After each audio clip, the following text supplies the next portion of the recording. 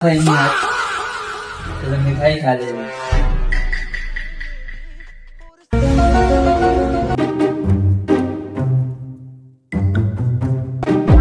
क्या लाया है फ्रिज से तू? स्वीट लाया अभी खाने के लिए, जाना थोड़ा सा ट्रिप को देखो ना, बड़ा तक।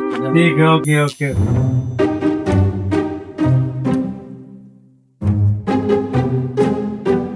सेफ जल्दी चलिए, कलुआ पूरा डिब्बा लिए बैठा हुआ है गुलाब जामुन का। कौन है? कलुआ किचन में।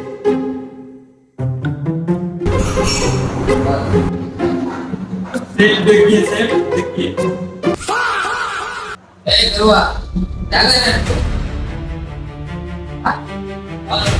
क्या रे, पूरा डब्बा लेके तू बैठ गया, इसे कुछ नहीं खा रहा है? हाँ? उठ। इसे कुछ क्या खा रहा है? गुलाब जामुन। हाँ, खा रहा तो एक खाना है, पूरा डब्बा लेके बैठ गया तू।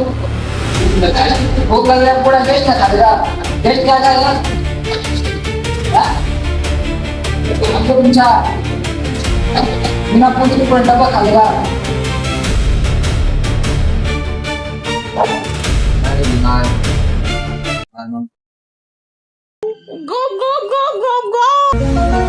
क्या से तुम बोला नहीं बोलोगे, देखो फिर बता दिया।